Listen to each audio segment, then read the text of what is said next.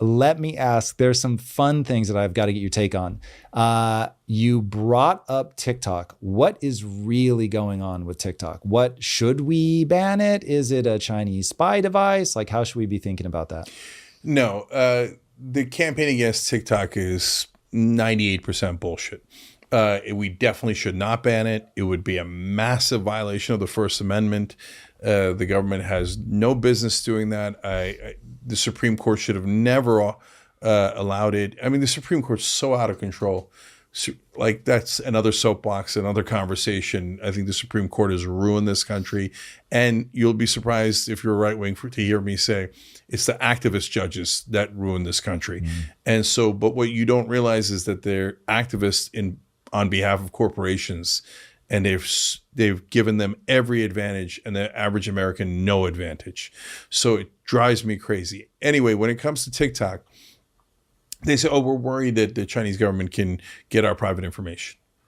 So we're not worried that Zuckerberg can get our private information because he has the same exact access from Meta and, Instagram, Facebook. So we're not worried that Elon can have our information. He has the same access as TikTok does on X, right? So wait, are we worried about the private information being in the hands of X, Y, or Z, or are we not worried about it? No, that's not what this is about. There's a couple of the real reasons for the TikTok ban. Number one, and this is not speculation and it's not a conspiracy theory, Mitt Romney told Anthony Blinken, and Anthony Blinken agreed. It's on tape, and we've shown it several times on the Young Turks. He said, the Israelis used to be really good at PR. I don't know what happened. And now they're losing the PR battle. So that's why we got to go after TikTok. And I was like, I can't believe he just said it.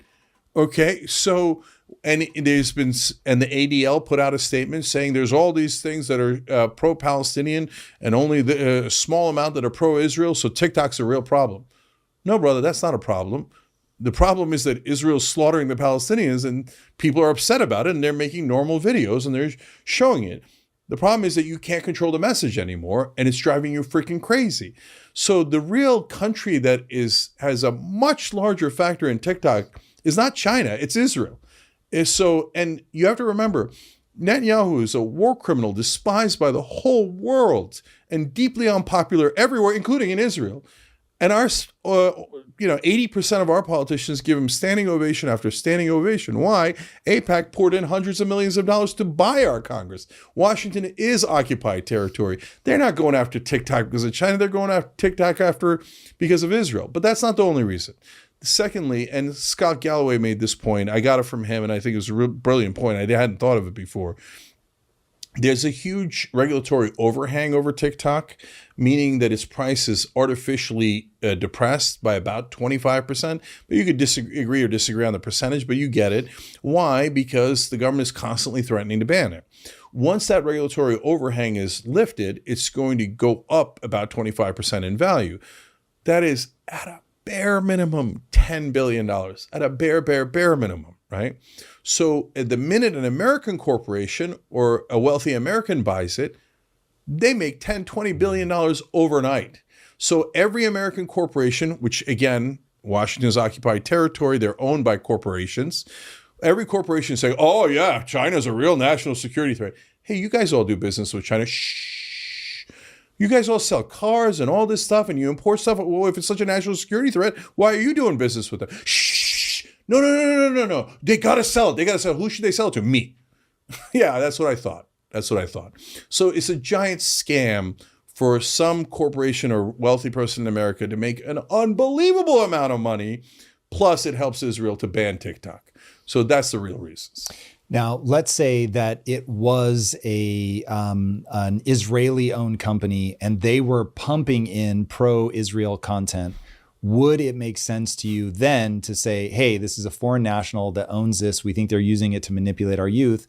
Would you then agree like, yo, we've got to get this out of foreign ownership? Wow, what a wild hypothetical where American media companies might be working on behalf of Israel. I just can't wrap my head around it. That's every other media company in the country. It's not because they're owned by Israel. It's the groupthink again. Israel is our beloved special ally, blah, blah, blah, blah, blah, blah, blah, blah, blah. That's why shut up and give me your money. I got to send it over to Israel, okay? And we've been doing that. We've now sent $300 billion to Israel. Jesus Christ, when is it enough? So I don't want people to go down a dark path and blame religion or anything like that and get into conspiracy theories. It's just simple logic. If you allow for complete bribery, you're going to have complete bribery. And I'm amazed that other knucklehead countries haven't figured out what the same thing Israel does. You got a Chinese national here, you got a Saudi national here. They're American citizens, right? But they originally came from, or they just empathize with Saudi Arabia or Peru. Pick a country, right? And you just get them because they can give unlimited bribes to American politicians thanks to the Supreme Court. You get to give them $200 million, and then they give the politicians $200 million, and then you own this country. Peru can buy America. Any country can buy America. Israel was just smart enough to do it. So, I mean, I don't hate the player, I hate the game, right? So now to your point, though, to the core of what if a foreign government was doing X, Y, or Z? But if people really had that legitimate concern and that was what was driving them, then wouldn't they be concerned about all of the pro-Israel money going to buy our actual government? Forget a company that might have access to some of your information. They have access to the entire United States government. They have been bought lock, stock, and barrel. So if you actually cared about a foreign influence, all the Russian people, right? The MSNBC and Rachel Maddow, Russia's going to control us. And in 2016, they had 4 million tweets. So I had other problems with Russia and Trump, but I was like, I know they didn't coordinate because Roger Stone tried to find out information about whether the Russians had hacked into Hillary Clinton. If they were coordinating, he wouldn't have tried to find out that information, right? And then the government came in with, they had 4 million, their propaganda had 4 million impressions on Twitter. I was like, that's Tuesday for me. Like, wow, big Russian interference, right? Meanwhile, Israel's pouring in hundreds of millions of dollars to buy our entire Congress. And it was like, I don't see it. I don't see it. The real problem is Russia. The real problem is China. No, bullshit. They don't mean a word of it. So but okay, even so, you say, all right, what should we do? Because China does have access to that information, we think, potentially, although the servers are actually in Texas. So, okay, then why don't we have a rule that applies evenly and fairly to all the social media companies? So if you say, hey, the owners of TikTok cannot access this or cannot use the information for that, right? Then have it apply to Facebook, have it apply to YouTube, have it apply to X. Don't tell me, no, everybody else can get your private information, do whatever the hell you like with it, but only TikTok can because I'm concerned about China. No, then do fair and even rules for everyone. What if the fair and even rule broke along the lines of if they're a foreign company and we are in, I don't know what standing they would put it in, but I consider us to be in a Cold War with China. Mm-hmm. So I may be simply the person that is totally into that cover story.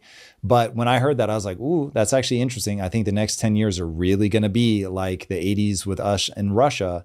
And especially given the weakness of the dollar because of all the printing, China is a pure competitor economically. They are in their own region, probably militarily stronger than we are, not globally, but in their region. So it seems to me that there is certainly reason to be thoughtful about somebody that can map everybody's face, that can influence them with an algorithm. But I'm not sure where I fall on the TikTok issue. And my whole thinking is all about the China connection. I'm not even thinking about Israel. No, I hear you. And look, so I don't want people to get obsessed about Israel. I'm just saying this one of many factors, and it shows the hypocrisy, right? But Elon Musk can have the same access, and he is the largest donor to the president of the United States. That seems to also be a giant problem. But we say, oh, no, since he's an American, the problem disappears. It doesn't really. We're just choosing not to focus on that. We're choosing to focus on TikTok. So on China, I'm not in the same place you are. I'm a realist about China, but I don't think we have to go to a Cold War, a hot war. I don't know why we're constantly talking about the military. Why don't we just have an economic battle with China? Why do we have to have a military battle with China? Hopefully that's all it ever is. Yeah, I don't want why are we demagoguing? Why are Chinese Communist Party? They're not communists. They haven't been communists in a long time, right? So they have centralized planning, but they have these giant corporations that are making tons and tons of money. Everybody's getting rich in China. Now we got a middle class. So that you throw communists in there to rile people up. Oh, they're the evil enemy and stuff. Look, no, they're looking out for their own self-interest. They're very good at looking out for their own self-interest. We have to be clear-eyed about that. And I think a lot of politicians before Trump, and this is one of the things I'll give Trump credit for, he's actually, negotiating on our behalf, and he's using our leverage, and he's pushing back. So that I like, and I've been, and I call that out on TYT as well. So if you say China comes in and goes, all right, I'm going to put these tariffs on you, and I'm going to support my industry by pouring in this much money into my industry, and then we're going to drive prices down, and then we're going to bankrupt you, and then we're going to take you over. Well, then you do exactly what they do. You mirror image. So I'm not saying don't worry about it. I'm not saying they're not a competitor. I'm not saying we shouldn't respond to their unfair practices. I'm saying, why don't we just do the same exact thing back at them without escalating, without talking about the military, without demagoguing and et cetera, just kick their ass economically, right? And let's have a real battle. And I believe in America. I think in the long run, China's not really our top competitor at all. I think, look, maybe this makes me more of a capitalist than the average right winger or whatever. The labels aren't that important, but I believe in capitalism, and I think centralized planning in the long run is a terrible idea. In the short run, it can be spectacularly successful, as China just showed with incredible growth. In a tiny amount of time. That's what centralized planning is great at. But over time, it breeds endless corruption and endless wrong decision because you're not using the wisdom of the crowd, right? And anytime you have a gatekeeper making decisions, it's always wrong. I wrote an email to my friends in 1998 saying online video will beat television. And that at that point, online video barely existed. That's very prescient. And then we started Young Turks to do online video back in 2002. We were the first YouTube partner, longest running internet show. Why am I telling you that in the context of China? Because the reason I had that belief was because I knew that the gatekeepers in entertainment were not very good at their job. And that the wisdom of the crowd would always beat the gatekeepers. And what I realized is in online video, there aren't going to be gatekeepers, especially at least for a long, long time. And the wisdom of the crowd is going to elevate the best hosts, right? And give you the most compelling content. And that turned out to be true. Same thing for China versus America. Their centralized planning might do great in the beginning, but it'll fall apart and their biggest advantage will turn into their biggest disadvantage. Our actual competitor 50 years from now is India. India has enormous energy, enormous entrepreneurial spirit. It's a beautiful and disastrous chaos, right? It's got huge upsides, huge downsides within that chaotic energy in India. But India is going to rise up and be bigger than China and be our real competitor. That's my opinion. Yeah, that's going to be interesting. Talk to me about the Sig Heil heard around the world from Elon Musk. How do you read that? Goofy signal, dog whistle? No, so I don't think he's a Nazi. I don't even think it's a dog whistle, but I do think it was intentional. I think it was trolling. It was a spectacular case of trolling. He wanted the attention. Elon has decided, and it's not necessarily an incorrect decision, that the most valuable commodity in America is attention. And that's why he massively overpaid for X, because he wanted it so bad, because he understands it has the mother lode of the commodity that he wants, attention. And so what are we talking about after the inauguration? We barely talked about the executive orders. We didn't talk about Trump's speech at all, but we are talking about what Elon did. Okay. And when you troll, you build in plausible deniability. Oh, I was touching my heart. Oh, I'm a little awkward. And so here I can prove my credibility because I've defended the right wing actors before, when like Laura Ingraham, for example, raised her arms at the RNC, and people are like, oh, that looks like a Nazi salute. I'm like, guys, anyone who raises their arm at any kind of angle can look like a Nazi salute. She didn't do a Nazi salute. That wasn't even close. So in this case, though, man, he snapped that thing. I mean, that was right out of 1930s Germany. And if that was an accidental, autistic moment of exuberance, holy cow, what a coincidence that it turned into something that looks identical to the Sieg Heil Nazi salute, right? So I think what is more logical and likely is that he thought about it and he thought, if I put my heart, in fact, he does it twice if you watch a second version of the clip.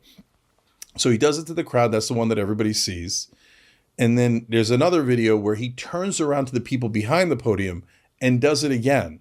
And Anna and I disagreed about this on the Young Turks, but the way that I saw it, he didn't put his hand on his heart when he did the second one. And he forgot that he was supposed to do that for his excuse. So after he pointed the second time, then he put his hand on his heart, right? And so I nitpicking that particular part. But overall, I think it was epic trolling, not in a good way. You don't do that. You don't need to do that. You don't need to do that. What do you? All right, you've got enough attention. For God's sake, it's enough, right?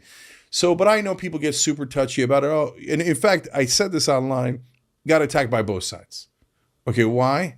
Because the right-wing tribe says, you said Nazi. Everybody always calls us Nazis. I hate you. It's bullshit. He didn't do it. He didn't do it. He was just, oh, my heart, my warm heart. It was about, all right, guys, if you believe it, God bless your heart, okay?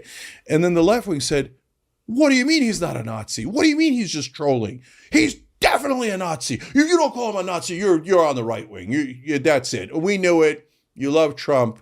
And you're giving Elon an excuse and you're not calling him a Nazi when everybody knows he's a Nazi. That's so interesting to me. To me, it really did just look like this super awkward guy doing like heart version of a blown kiss. I had no idea. Like I watched it, didn't even make my radar, had no idea. And then the next day saw the hullabaloo about it.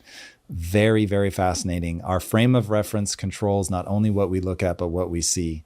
Yeah. Tom, I'll say one last thing about that. No one actually knows. Right. The only person who knows is Elon. True. So if you say, and I got into this debate on Piers this morning, if you say, hey, Cenk, you're reading his mind, but you're also reading his mind. No, 100%. Right. You're reading, and I'm not saying you in particular, I'm saying the people who think that he wasn't doing it on purpose. I am for sure. Yeah. They're saying, I assume he had good intent. I assume he didn't mean to do it to get attention. And I'm assuming he did it to get attention, but we're both assuming. We don't know. We're just going based on our experience, our perspective, and what it looked like to us. No doubt. Tomorrow, the president is going to get a briefing from the CIA on his desk. What should be in that briefing? That's a great question. It's going to be a different briefing than it was yesterday, which is, it goes without saying. But at the same time, what we're finding